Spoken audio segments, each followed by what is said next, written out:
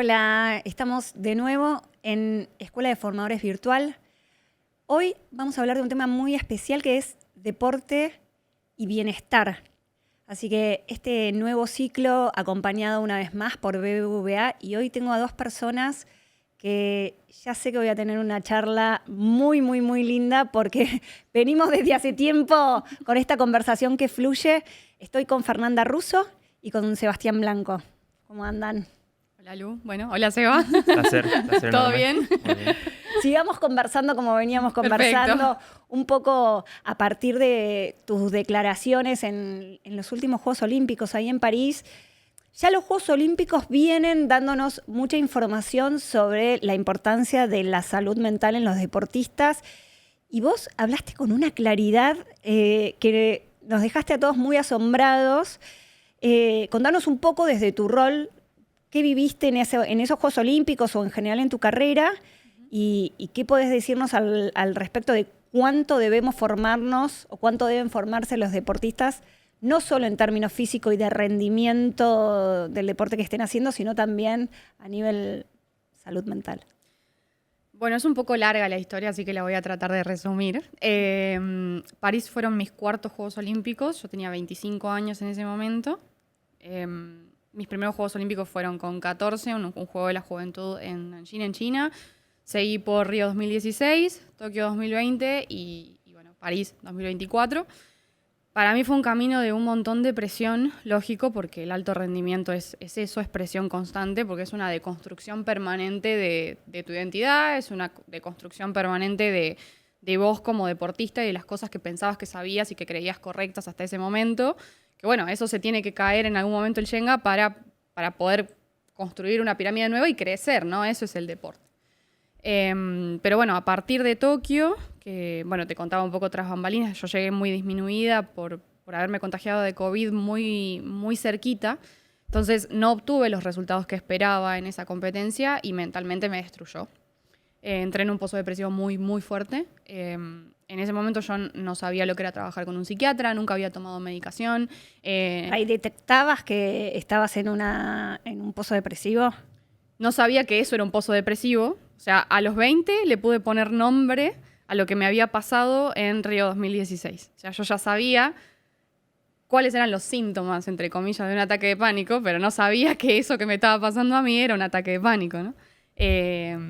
Bueno, empecé como a descubrirme en ese sentido y bueno, a París llegué con otra mentalidad, llegué mucho más fuerte. También las declaraciones de Simone Biles en 2020 fueron muy importantes para nosotros, en general, a la comunidad deportiva en general, a la comunidad olímpica en general, porque nos hicieron ver el problema desde otro ángulo y desde otra perspectiva, de entender que por ahí sin salud no hay rendimiento, cuando antes en realidad lo que se ponía como prioridad era el rendimiento.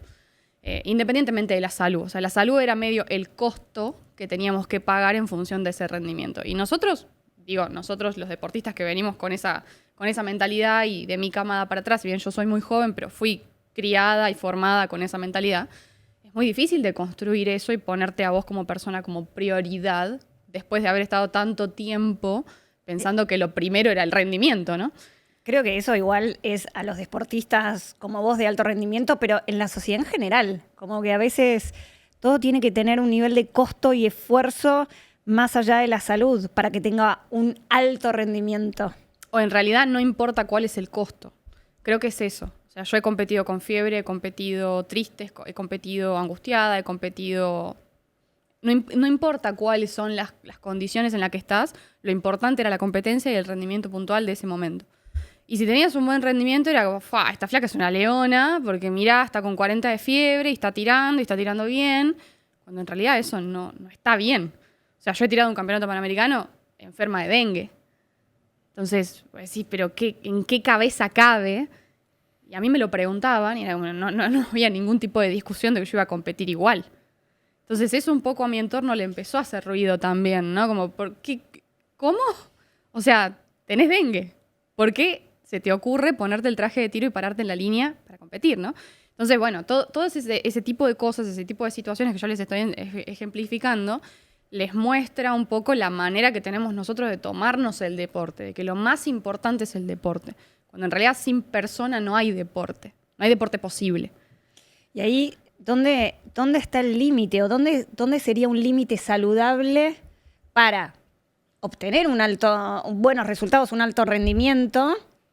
Pero bueno, no dejar a una persona en la depresión o, no sé, con ataque de pánico. ¿Dónde está ese límite? ¿Cómo se regula? ¿Cómo se forma?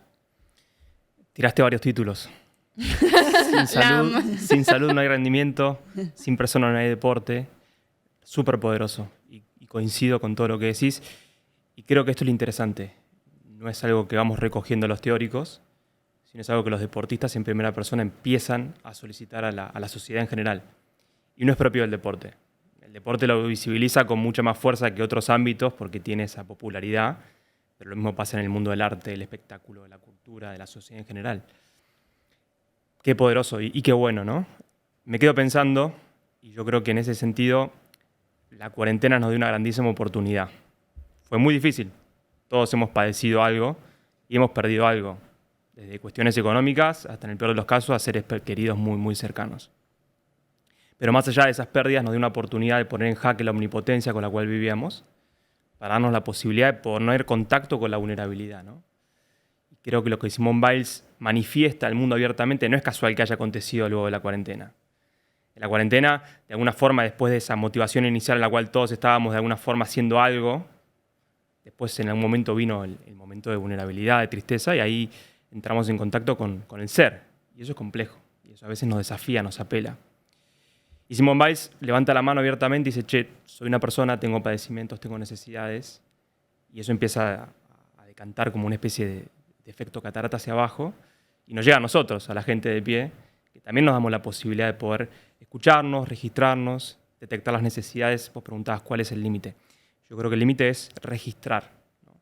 A veces estamos tan apurados, no sabemos ni por qué ni para qué, pero andamos apurados por la vida, que no registramos ni lo que queremos, ni lo que necesitamos, ni lo que nos pasa, ¿no? Son preguntas muy esenciales que a veces ameritan un espacio de vacío para poder cultivar el sentido. Y volviendo a lo que vos decías, Fer, creo que cuando podemos entrar en contacto con el sentido profundo en aquello que hacemos, con ese para qué, es mucho más fácil sobrellevar las exigencias que amerita el deporte, porque no seamos ingenuos. Fer llegó donde llegó por mucha voluntad, mucho sacrificio, si no, no llega.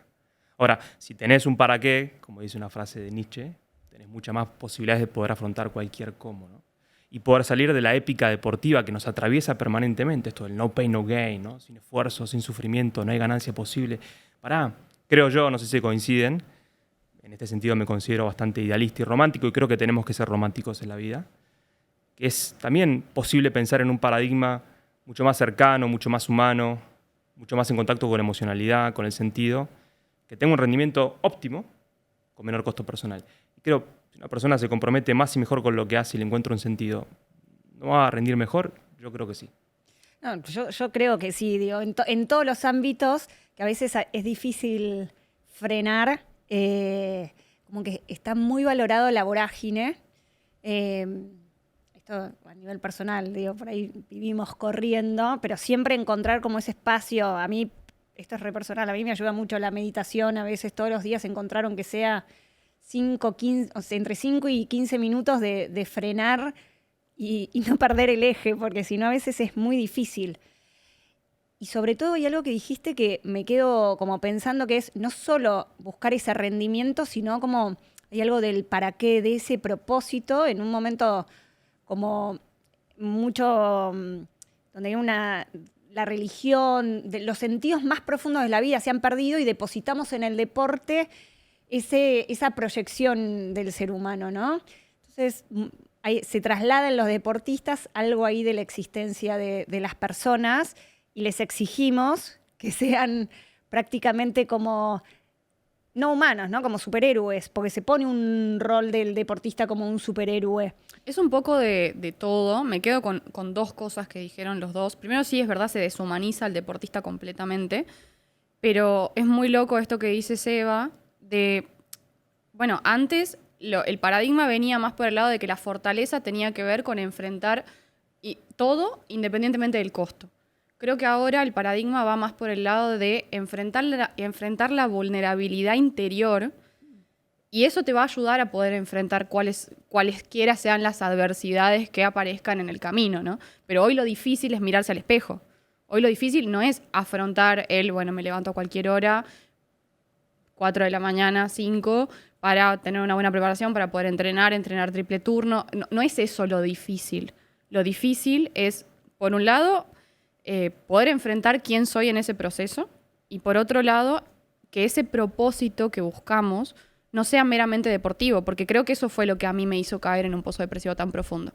Que yo aprendí a tirar a los 10 años, mi primer Juego Olímpico fue a los 14, o sea, mucha más de la mitad de mi vida, porque yo sigo en competencia. O sea, el día de mañana, cuando cuelgue el rifle, que va a ser dentro de un montón de tiempo, va a haber sido más de la mitad de mi vida, ¿no? Fue entender que mi vida no pasaba por el deporte, que mi valor intrínseco como persona no tenía que ver con mi rendimiento deportivo, no tenía que ver con un número de ranking mundial, no tenía que ver con un número de marca, y todo eso en un deporte amateur, un deporte que no tiene traducción en números de dinero. Entonces, es muy difícil encontrar ese punto medio, decir, bueno, ok, si no hago esto, ¿qué hago? Si no soy esto, ¿quién soy? Si no gano, ¿cuál es mi punto de existencia en este mundo? O sea, eso era. Como ese era el gran cuco que yo tenía que vencer. Ahora te escucho y lo estás hablando, estás muy bien parada. Muchos años de terapia, reina. O sea, no hubo otra receta. O sea, fue muy difícil. Yo cada vez que lo pienso y miro para atrás, digo, no tengo idea cómo es que atravesé todo esto. Fueron muchos años. Y también el acompañamiento de mi familia y de mis amigos ha sido fundamental en ese sentido. Me acuerdo el primer momento donde mi psicólogo en ese momento me dice, creo que es momento de que consultemos con un psiquiatra porque no te veo bien y me parece que quiero otra opinión profesional. Yo lo primero que hice fue llamar a mi entrenador. Y entre lágrimas le conté todo esto y me dijo, nena, lo principal es que vos estés bien. Y esa sensación, lo pienso y se me pone la piel de gallina, esa sensación de que lo importante era yo, que no me lo había dicho nunca nadie, creo que fue lo más fuerte que me pasó en ese sentido. Y ahí es donde a mí me hizo el clic. Y ahí es donde entendí que no había rendimiento si no había salud, si no había bienestar. No importa, te tenés que medicar, no pasa nada. Es el momento y es lo importante para que vos puedas salir de esto. Pero ahí hubo un entrenador que te habilitó eso, porque te dijo, acá lo importante sos vos, y ese entrenador te habilitó no te preocupes, no es que, porque uno en el fondo siempre le está rindiendo a alguien, ¿no? Por supuesto, eso era lo difícil, o sea, era pensar la mirada de aprobación donde yo la tenía, ¿no? ¿Qué era lo que yo priorizaba? Ok, lo primero que hice fue llamar a mi entrenador, inclusive antes que llamar a mis padres. Mis padres no sabían qué era lo que a mí me estaba pasando y mi entrenador sí. Entonces ahí eso más o menos te delimita el orden de prioridad que yo tenía en mi cabeza, ¿no? ¿Dónde estaba lo importante? Y fue tremendo. Esa sensación de tranquilidad que yo obviamente después la trabajé. Wow, qué fuerte que lo primero que hayas hecho sea buscar validación dentro de tu ámbito deportivo para seguir adelante. Bueno, mientras encuentres dentro de, o sea, un entrenador como el que tenías en ese momento, mientras encuentres esa mirada, no sé si necesariamente está mal. Digo, todos vamos a buscar validación en algún lado, ¿no? Ahí te dejo en tu expertise, pero vamos a buscar validaciones. El tema es, ¿qué pasa con aquellos que están mirándonos y de los que esperamos la validación? Porque a veces puede ser de los padres, de los entrenadores o de pares. Por supuesto, somos seres sociales y siempre estamos interactuando con el afuera y buscando validación externa, sin duda que sí. Pero Fer habló de 2, 3 palabras que son parecidas pero diferentes al mismo tiempo: enfrentar, afrontar y confrontar. Hay un maestro, el doctor García Pintos, que dice que en realidad para poder afrontar horizontes de expectativa, metas, tenemos que confrontarnos, ¿no? El confrontamiento no es otra cosa que el espejo, ¿no? El mirarnos y decir, che, me acepto como soy. Dijo algo de lo difícil es mirarnos al espejo, ¿no? Eso es difícil, pero más difícil aún es aceptar lo que vemos en ese espejo. Porque vos te podés mirar al espejo con un odio terrible, ¿eh? O sea, total. Te podés mirar al espejo y que no te guste lo que estás mirando. Yo creo que hoy nos cuesta mucho mirarnos, porque estamos muy apurados en la vida, pero a veces cuando nos miramos y nos atrevemos con mucho coraje, rechazamos lo que vemos en el espejo, ¿no? Y perseguimos ideales que cuando yo tenga tal copa, cuando gane tal cosa, ahí realmente voy a poder ser feliz. y perseguimos zanahorias que no existen y dejamos de ver lo único presente, que es lo válido, ¿no? Entonces creo que el gran trabajo es la aceptación. ¿Qué implica? Enamorarme de mí mismo, no narcisísticamente, sino de la validación de decir, ok, estoy tranquilo, entrego lo mejor de mí con lo que tengo, como en este momento. ¿Es el podcast perfecto? No, seguramente no. ¿Es el mejor que podemos hacer? Sí. Bueno, tranquilidad O por absoluta. lo menos lo disfrutamos mientras conversamos. Y es que ahí vamos. Disfrutar no tiene que ver con divertimento, ¿no? Yo hablo mucho que estamos en una especie de transición de paradigma dominante, corriéndonos de la presión para acercarnos a un paradigma del disfrute. Y alguna gente me objeta, che, Sebastián, sos muy idealista, no se puede disfrutar del deporte. Digo, pará, disfrutar no es divertirse. Disfrutar es poder entrar en contacto con la motivación básica inicial de por qué haces lo que haces. Y sentir que entregaste todo lo que vos tenías. Eso es el éxito. La posibilidad de poder desplegarte y salir. Y hay algo ahí que, porque dijiste, poder entregar todo lo que tenías. Y ahí me pregunto, bueno, ¿dónde es el límite entre la presión, la exigencia necesarias? Porque cuando uno pone mucho de sí, también hay algo del goce del resultado de cuando uno dio todo, que es diferente. No sé, no soy deportista de alto rendimiento, Te ni volvés mucho adicto menos. a pero esos 20 minutos de éxito. Ni siquiera son 20 minutos, son mucho menos. El momento de una clasificación olímpica, el momento de una medalla importante, son 4, 5 minutos de éxtasis. Y vos te preparás 4 años para 5 minutos de éxtasis. O sea, y fuera de esa sensación de éxtasis, decís, no lo hago nunca más porque es demasiado, es demasiada presión, es demasiado sacrificio, es un montón. Pero adrede agarrás y te metés de nuevo en la montaña rusa sabiendo qué es lo que te va a pasar en el medio, ¿no? Entonces sí, un poco es difícil el mecanismo. O sea, ahí te lo digo en primera persona porque yo lo vivo. Te volvés un poco adicto a esa sensación de éxito. Bueno, pero y acá voy a 2 preguntas a la vez porque me salieron 2 pensamientos. Y una vez, bueno, pero probablemente haya personalidades que busquen esas sensaciones o ese nivel de adrenalina. Digo, y si no la buscas con eso, por ahí la buscas con otras cosas. Entonces, prefiero que sea con algo saludable. Y la otra es, bueno, tal vez estamos hablando mucho del alto rendimiento, ¿no? Pero ¿cómo podemos traducir esto a generar contextos saludables en la formación del deportista del club de barrio, digamos? Que tal vez no es la instancia del alto rendimiento, que tal vez tiene un aparato de psicólogo, nutricionista, toda una cuestión atrás, sino el lugar del rendimiento de los chicos y chicas que se están formando en cualquier deporte, digo, fútbol, tiro o lo que sea. Es que es así. Yo a veces veo más exigencia en el deporte de los sábados con mis amigos en el fútbol que en un club profesional, ¿no? Porque todos tenemos en nuestro imaginario expectativas, ideales, niveles de perfeccionismo. Somos muy poco amables con nosotros mismos en nuestro diálogo interno. Ahora, de alguna forma creo que el antídoto contra esta posibilidad de identificación exclusiva, es lo que Fer comentaba antes, ¿no? El sentir que me defino por el rol que yo ejecuto, es trabajar sobre la horizontalidad, ¿no? Y yo lo grafico con una teoría muy simple que la denomino la teoría de la T invertida. Durante mucho tiempo el deporte intentó gestar verticalidad, expertise técnica, lo que fuese que sea, tiro, básquet, fútbol, vóley, cualquier deporte. Y está muy bien que sea así. Para poder mejorar tengo que tener más estímulos que hagan crecer esa verticalidad. Está fantástico. Ahora, ¿cuál es el riesgo de construir un eje vertical sin un sostén? Lógicamente la inestabilidad con el futuro riesgo que eso se desmorone y se caiga y me quede absolutamente sin nada. Entonces creo que la estrategia, en cualquier ámbito, mediano deporte, alto rendimiento, lo que fuese que sea, es construir horizontalidad. Diversos estímulos, ámbitos superficiales, múltiples, que puedan sostener la verticalidad. Y fíjate que mientras más amplia va a ser ese eje, más puedo hacer crecer lo vertical. Entonces, un curso de repostería húngara, ¿me ayuda a ser un mejor futbolista? Sí, te ayuda a ser un mejor futbolista. ¿Pero cómo? Si no tiene nada que ver. Por supuesto, porque te quita presión, te distiende, te da más recursos, más herramientas.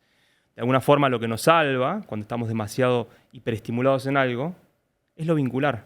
Fer decía el otro día, y lo pongo de manifiesto acá, porque me quedó muy grabado lo que dijiste, que seguramente en nuestro lecho de muerte no estamos pensando en nuestros grandes logros profesionales, sino en las personas con las cuales compartimos nuestra vida. Y eso que Fer manifestó espontáneamente coincide con lo que especialistas en cuidados paliativos en sus libros mencionan. Dice, la gente antes de morir no se arrepiente de no haber trabajado más. Nadie se arrepiente de no haber trabajado más. Nadie recuerda antes de morir su medalla, su logro profesional, sino las personas con las cuales compartimos nuestra vida, ¿no? Entonces creo que también lo que nos salva de esa presión excesiva es tomar conciencia que lo que hacemos en el deporte es importante, sí, pero no tanto. Que lo importante de verdad en la vida están los vínculos que vamos forjando. Y mientras más nos sostienen, mejor podemos rendir. Y quizá cómo se atomizan ese tipo de cosas, cuál es el impacto que tiene una medalla, el éxito deportivo, una declaración en un canal de televisión después de no haber ganado una medalla olímpica. ¿Cuál es el resultado de ese tipo de cosas? ¿A dónde llega ese mensaje? Y llega, no sé, en mi caso llegó a nenes de 10 años que estaban empezando a tirar, a padres que vinieron y me dieron las gracias, porque no entendían qué era lo que les estaba pasando a sus hijos, y a partir de ahí pusieron las cartas sobre la mesa y dijeron, ok, tenemos que frenar un poco la pelota porque estamos exigiéndoles demasiado. No se están divirtiendo haciendo lo que hacen. Y es verdad, uno no se divierte muchas veces haciendo deporte de alto rendimiento. Y por un montón de tiempo el alto rendimiento, yo pensaba, y me estoy yendo un poco por las ramas, ¿no? Pero si algún día soy madre, no quiero que mis hijos hagan alto rendimiento. Y no me gustaría que eso sea así. No me gusta pensar que el alto rendimiento es un lugar peligroso. Pero es un lugar peligroso porque las personas que estamos inmersas en ese sistema lo creamos peligroso, lo hacemos peligroso. Esa es la clave. Y lo hacemos peligroso en función de qué fue lo que aprendimos hasta ahora, ¿no? Entonces el desafío, es desaprender lo que aprendimos hasta ahora para construir una estructura diferente. Y cuando hablabas de la teoría de la T invertida, yo pensaba en un árbol. Un árbol, ¿no? Cuanto más profundas son sus raíces, más alto va a crecer. Total. Entonces, es importante pensar en eso, ¿no? Quizás una medalla mía no tenga trascendencia en el peso específico de la medalla. No la vamos a medir en cuánto vale el oro, la plata o el bronce de eso que tenemos en la mano. Pero lo importante de eso que tenemos en la mano es cómo repercute en otros ámbitos y cuál es el efecto dominó, el efecto mariposa que tiene en el resto de las cosas. Y cómo eso empieza a hacer que la gente se despierte, que uno mismo se despierte, que tu colega se despierte y diga, che, esto que me estaba pasando lo dijiste vos en televisión.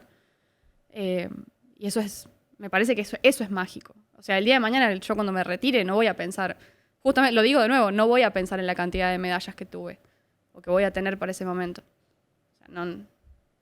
Y hay algo entonces porque estoy escuchando lo que decís y ahí digo, bueno, lo que pasa es que me parece que Fer ya conectó con un propósito que tiene que ver más allá, que es dentro del deporte, dentro de formarse como deportista de alto rendimiento, dentro de ir y competir y representarnos como país, también asumís un rol diferente hoy que tiene que ver con esto que estás diciendo, que es, yo soy comunicadora porque tuve una influencia en ese momento a partir de esas declaraciones y hoy comunico y en ese comunicar desde el lugar que lo estás haciendo, genero un entorno dentro del deporte un poco más saludable. O por lo menos pones el tema en la mesa y haces que hablemos de esto.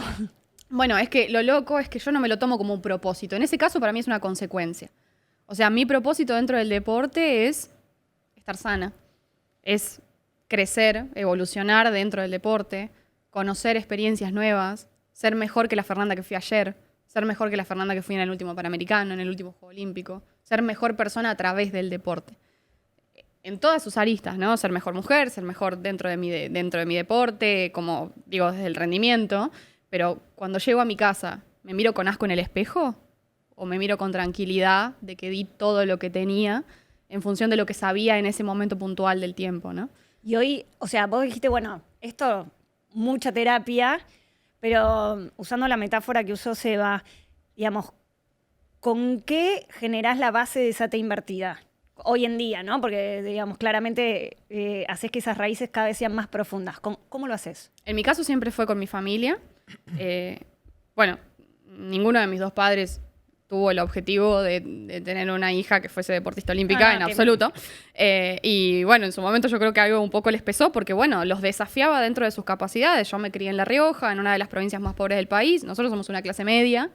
Mi viejo tuvo que sacar un crédito para comprarme mi primer rifle y se recontrapeleó con mi mamá en ese momento, imagínate. O sea, era todo un desafío para ellos. Y bueno, ver que de la nada, entre comillas, no fue de la nada, pero bueno, que la nena tenía condiciones, que se esforzaba, que era muy sencillo para mí tomar decisiones de, bueno, no, tengo un cumpleaños de 15, voy hasta las 9 porque al otro día tengo que ir a entrenar. Decidir entre, que eso sí fue anecdótico, entre, ok, ¿te festejamos tu cumpleaños de 15 o compramos un equipo nuevo? Y para mí fue instintivo, compramos un equipo nuevo. No hubo lucha interna en la decisión.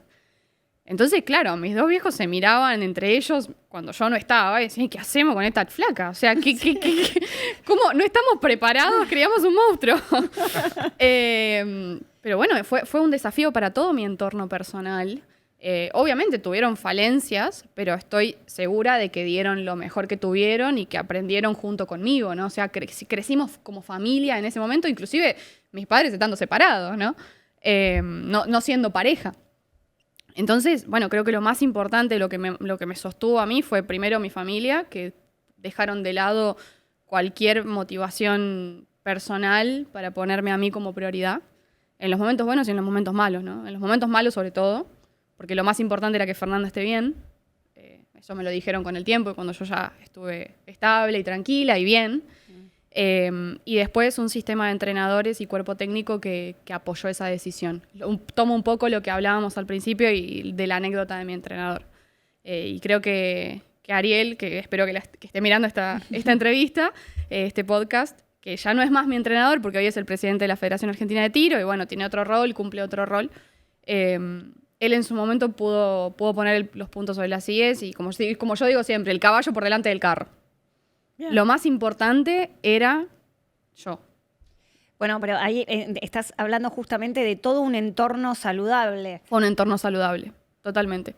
Si no hubiese sido así, la potencialidad de lo que podría haber salido mal era enorme. O sea, los posibles escenarios malos son infinitos. Pero sí, lo más importante ahí fue el entorno. En mi caso fue la familia. Pero bueno, hay muchos tipos de familia. Hay muchos tipos de figuras paternas y maternas y de figuras de entrenadores que no necesariamente tienen que ser tus padres.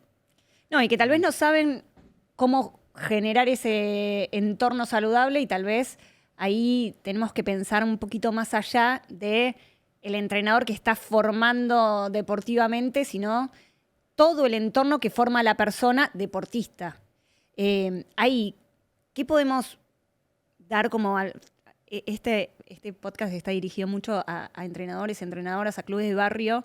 Digo, ¿cómo contribuimos a generar esos entornos saludables, tal vez con familias que casi que no pueden ocuparse o que ejercen un montón de presión?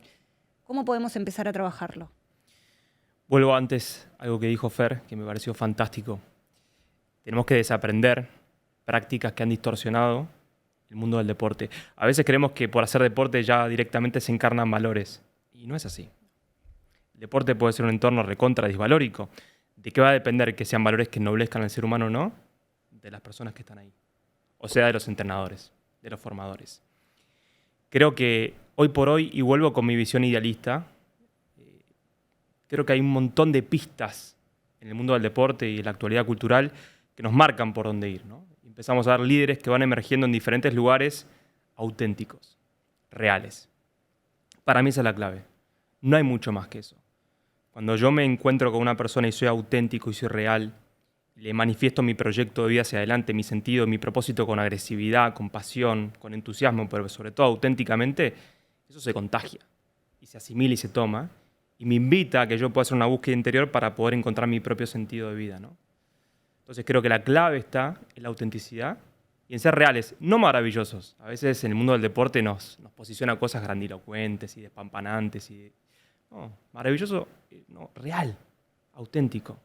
Creo que de esa forma podemos llegar a inspirar y generar esos entornos facilitadores, estar cerca para contener, no tan cerca para poder presionar y tener esa distancia óptima en la vida, de acompañarlos para que puedan manifestar toda su potencialidad sintiéndose validados y cuidados.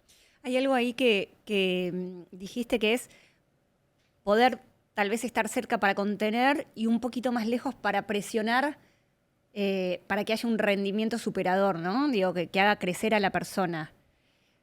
¿Cómo se distinguen esos límites? Es muy complejo en cualquier vínculo humano. Y creo que se trata de prueba y error, por un lado, y otra cuestión importante, de mirar. A veces no miramos a la persona. Miramos la cuestión como más grupal, perdemos el contacto con la persona, ¿no? Yo soy bastante crítico, y esto lo digo más como padre que como psicólogo. Hoy por hoy, para sentirnos menos culpables, decimos que solamente es válido la calidad del tiempo compartido con nuestros hijos. Y creo que se trata de las dos vertientes, calidad y cantidad, ¿no? Entonces, estar, mirar, detectar, registrar, preguntar, acercarme, ¿cómo estás? ¿Cómo te sentís? Creo que de esa forma vamos a ir encontrando como la distancia óptima en lo vincular para estar cerquita y contener, y no tan lejos para dejar a la otra persona totalmente desestimada. También preguntar para entender y no para contestar. Escuchar desde el entendimiento y no tanto desde la necesidad de la respuesta inminente, que un poco es a lo que nos lleva a la sociedad de hoy en día, que es rápida, exponencial, potente, como muy al palo todo el tiempo. Y se perdió un poco en todos los ámbitos, ¿no? Lo digo desde el ámbito laboral, el ámbito educativo, el ámbito de club, el ámbito deportivo, el alto rendimiento como síntoma, porque en realidad no deja de ser más que un espacio sintomático de las cuestiones que pasan en la sociedad del llano. Perdimos eso como sociedad, ¿no? La capacidad de escuchar al otro para entenderlo, para asimilar lo que me está demandando o contando, asimilarlo para el crecimiento personal y poder dar una respuesta en función del entendimiento. ¿No les pasó muchas veces que están, tipo, yo me quedo con lo que decís, escuchan y ya estás pensando lo que le vas a contestar a la otra persona? Por eso hay algo que rescato y Pasa. que nosotros trabajamos mucho con el rol del entrenador, que es la mirada. Porque uno puede hablar, puede decir mucho, pero en realidad cuando está mirando, no está viendo, está mirando al otro, ve toda esa integralidad, ¿no? Como a nivel metafórico lo estoy diciendo. Y la mirada, sí o sí, implica estar. Entonces, nosotros también muchas veces hablamos de que los entrenadores y entrenadoras, los profes, qué importante es a veces estar antes que hacer. Exacto. Digo, porque si no, ponemos toda la valoración solo en el hacer y no en el estar. Pero bueno, eso implica muchas veces hacer de otra manera y hacer mirando, deteniéndose, y que bueno, a veces las condiciones son difíciles porque es un entrenador para un grupo gigante y bueno, se hace a veces como se puede. Ahí creo que lo que Fer manifiesta, lo que vos manifestás, yo lo titularía, lo condensaría como volver a lo esencial, volver a las bases. Pero no una mirada temporal, no todo tiempo pasado fue mejor, ni mucho menos, sino un lugar ontológico, ¿no? Un regreso ontológico. Y volver a las bases es volver a mirar, volver a encontrarnos, volver a tocarnos, volver a saber pedir perdón, hablar, dialogar, que son cosas que hemos perdido en el mundo del deporte y en la vida en general, por la ansiedad, por la vorágine, por los ideales muy grandes que nos han puesto. Yo creo que las redes sociales en ese sentido se han distorsionado muchísimo, muchísimo. Y hoy por hoy hay un montón de mensajes que están ahí, que intentan ser buenos, pero que muchas veces son nocivos, como que no hay nada imposible, que todo depende de tu voluntad y lo que vos mires. No, la vida está llena de condicionantes, está llena de límites. Ahora eso no quita que hagamos el intento para poder manifestar todo lo que tenemos considerando los propios límites. Y el rol de entrenadores, y de padres, y de acompañantes, y de formadores, es poder justamente hacer valer la autoestima, no la autosuficiencia de creer que pueden con todo, ¿no? Y entender que los límites cuidan, dan dirección, dan resguardo, y que son necesarios en la formación de un chico. Nadie puede con todo, solo. Y también esto de mirar tiene que ver con entender que la persona es la persona en su circunstancia. Entonces, mirar también implica, bueno, te miro a los ojos y te entiendo, pero miro también todo lo que está pasando a la vuelta tuyo, que hace que vos seas hoy el resultado con lo que yo tengo que trabajar. Porque un chico que llega a una escuela de determinada manera es el resultado de lo que pasa con él dentro de sus ámbitos privados. Entonces, eso también es lo importante, ¿no? Poder entender la individualidad dentro del grupo, que es un desafío enorme, como lo planteabas vos, Lu, recién. Pero bueno, que con la paciencia y la retrospectiva de que no nos lleve puesto la vorágine y la presión, poder entender que todos esos seres humanos que están dentro del grupo tienen circunstancias diferentes. Y pensando acá en esto de la individualidad, y vos si te mirás hacia atrás, a la Fer Peque, chiquitita, que está arrancando a los 10 años, y ese entorno que había, ¿qué te dirías a esa Fer de 10 años, por ejemplo? ¿Qué le dirías a tu entorno de esa Fer de 14 que empezó a competir como muy expuesta? Bueno, de hecho es un ejercicio, ahora me estoy exponiendo un montón, pero es un ejercicio que no, trabajamos... no quería exponerte. No, pero estoy eligiendo exponerme, porque está bueno lo que trajiste. El otro día hicimos un ejercicio con mi terapeuta de sentate a tomar un café con vos. Sentate a tomar un café con la Fer del pasado. Y me di cuenta que yo había llegado mucho más temprano que la Fer del pasado. Me di cuenta que yo tomaba el café amargo y la Fer de ese momento tomaba una chocolatada. Y me di cuenta que la Fer de ese momento tenía un montón de mecanismos de defensa re a flor de piel, porque era la manera que tenía de enfrentar el mundo en ese momento, a partir de la defensa. Y creo que lo que me dejó ese ejercicio fue entender cómo aprendí a abrazar mi vulnerabilidad en ese momento, de ese momento para hoy. Porque hoy ya no me siento vulnerable por ser vulnerable. Me siento fuerte por ser vulnerable, ¿no?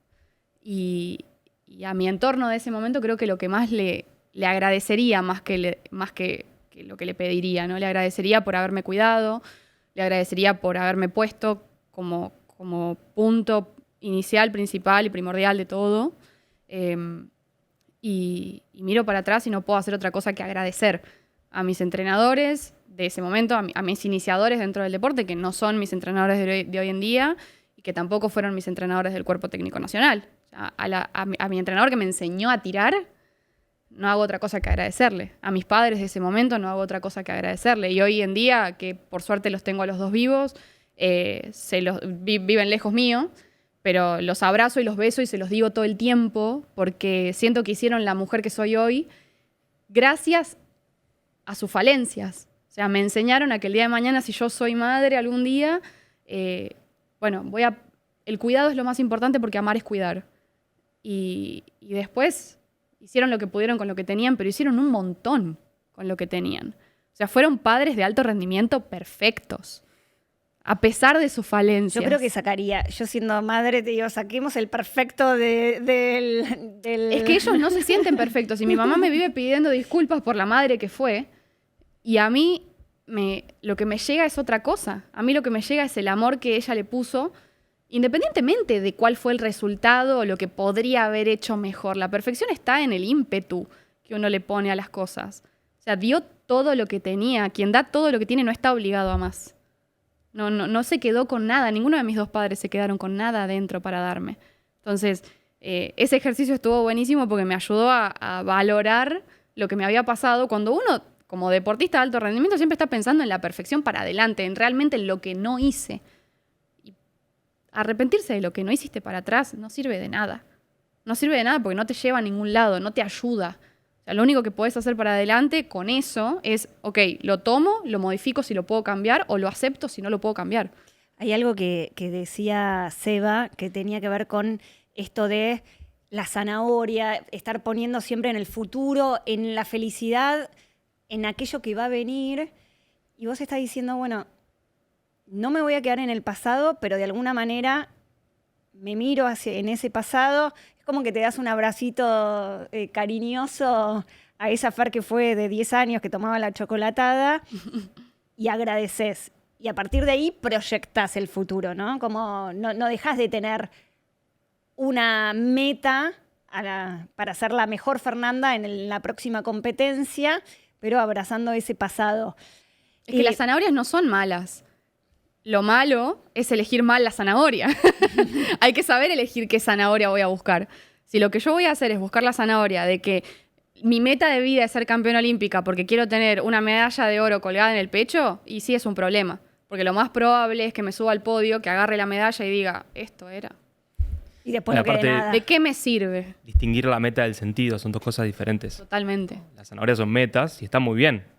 Nos encausan, nos ayudan a ordenarnos, son fantásticas, nos motivan.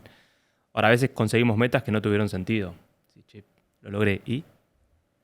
Y a veces conseguimos metas que tuvieron sentido y está fantástico. Y a veces no conseguimos metas, pero hubo sentido. Bueno, se trata justamente de eso, de cultivar sentido. En un mundo a veces, no el deporte, en el mundo en el cual vivimos, carente de sentido, necesitamos ser justamente sembradores de sentido. Y yo creo que esa es la función de los entrenadores. Y tomar conciencia que la responsabilidad es enorme. Lo que decimos, lo que no decimos, lo que hacemos y lo que dejamos de hacer puede cambiar la vida de las personas. Bueno, Fer habló de su entrenador y creo yo, no sé, que por ahí te cambió la vida de alguna forma con lo que te dijo, con lo que hizo. Definitivamente. Todos mis entrenadores me cambiaron la vida para bien. Dentro de sus errores y dentro de sus cosas buenas, ¿no? Porque obviamente ninguno fue perfecto, pero fueron perfectos en sus circunstancias. A eso quiero llegar. Hay algo de lo que acaba de decir Sebas que un poco ilustró lo que vos decís, que me parece fundamental para como darle un marco a esto, que es cómo cada uno, desde el rol que tiene, en el club de barrio, en River, en donde cada uno esté, o desde el rol de madre, de padre, de entrenador, cómo podemos ser cultivadores de sentido. Creo que tal vez ahí es como la cuestión principal para poder generar metas superadoras, pero sobre todo que trasciendan de alguna manera a la persona, ¿no? Y que le dé un sentido más allá. Así después, cuando ganás esa medalla, al otro día no hay vacío. Hay cuando sentido. no la tenés a la medalla. O cuando no la tenés. Y ahí te quiero ver. Porque ahí es donde está difícil la cuestión. Cuando volvés de competir. Porque vos salís de la habitación el día que vas a competir con tu mochila toda arregladita, perfecta. Porque aparte, obvio, yo me arreglo y me maquillo para ir a competir. No lo dudaba. Cuando volvés y tenés la misma mochila, por ahí un poco más sucia, porque está llena de cáscaras de banana, de botellas vacías, y estás toda transpirada, y el rímel corrido, y el silencio del dormitorio cuando vos volvés, después de no obtener lo que ibas a buscar, es demoledor. Entonces, ahí es donde tenés que estar bien parado en tus talones y tener los cimientos firmes y una red de contención lo suficientemente fuerte para que ese vacío no sea demoledor o no sea una cachetada de, uy, ¿y ahora? Sí, yo Igual, creo que hay algo que tiene que ver con ese vacío que es muy explícito en el alto rendimiento porque es muy concreto en ese momento puntual, pero que hoy en día hay muchos jóvenes, chicas, chicos, que esa sensación de vacío es más habitual de lo que creemos. Entonces, digo, tal vez se ve muy claramente en el alto rendimiento, pero tal vez los otros mortales que vivimos en el día a día y encontramos que muchas veces esos cuartos están más vacíos de lo que creemos, tal vez volver a pensarnos ahí como, che, ¿cómo sembramos sentido? Me parece que puede ser como un puntapié o un tip para aquellos entrenadoras, entrenadores, dirigentes de club de barrio que están mirando esto. Somos responsables todos de generar sentido, estemos en donde estemos. Bueno, el 90% de las cosas dependen de cómo nos la tomamos. Entonces, hay dos opciones. Vos volvés a ese vacío con la sensación de que no ganaste nada cuando no lo ganaste, o volvés a ese vacío y lo llenás con todo lo que aprendiste. Y dejas de renegar de la circunstancia que te tocó, de lo que podrías haber hecho diferente, y lo capitalizás de otra manera para que la próxima vez que lo hagas mejor desde otro lugar. Y ya el hecho de pensar en la próxima vez que lo hagas, el solo hecho de pensar, de soñarlo, ya te da otra base. Ya empezás desde un casillero más arriba, porque tenés a dónde mirar. O sea, tenés un proyecto a dónde apuntar, tenés un futuro. La sensación de vacío lo que te da es la sensación de que no hay más nada, de que se terminó ahí, de que no hay próximo, de que no hay próxima vez, de que no hay una nueva oportunidad. Y por suerte o por desgracia, en ciertas circunstancias, el deporte da revancha todo el tiempo. Y bueno, nos exige el punto de, bueno, siempre hay una próxima vez donde yo puedo ser mejor. Más allá de tu experiencia en el día a día, el deporte como padres o madres que estamos formando a nuestros hijos o entrenadores, tomar al deporte como ese lugar para ir, probar, equivocarse, seguir, avanzar, para saber que siempre hay una nueva oportunidad y que se llene un poco de sentido la vida. No sé si Seba quería decir algo más o para... No, me quedé pensando en la mochila de Fer, con cáscara de banana y demás cuestiones, pero creo que también dentro de esa mochila hay experiencia ganada, ¿no? Y cuando uno toma conciencia de eso, el triunfo y la derrota se relativizan. Cuando uno acepta que dio lo mejor de sí, que desplegó todo su potencial, con las limitaciones de cada uno, se relativiza. Y creo que esa mochila se convierte en una posibilidad de sentido muy grande, ¿no? Decías vos que el vacío solo permite llenarnos de sentido. Y es verdad, ¿no? Depende de nosotros. Una autora muy buena, a mí me gusta mucho, Edith Eger, dice en un libro que el pasaje del victimismo a la resiliencia se da por el cambio de una pregunta. Cuando dejamos de preguntarnos por qué, para pasar a responder ¿y ahora qué hago con esto? Bueno, así que yo creo que es momento de cerrar justamente con preguntas como, ¿y ahora qué hacemos? Que cada uno que esté escuchando esto se quede con, ¿qué estoy haciendo yo con esto? Así tomamos conciencia del rol que tenemos ante la sociedad, ante nuestros chicos, chicas, entrenadores, con lo que sea, donde estemos. ¿Qué hago yo con esto? ¿Qué cultivador de sentido soy? Bueno. Vamos por eso. Vamos por eso. Gracias a ambos. Un placer. Gracias a los dos. Un placer. Placer enorme.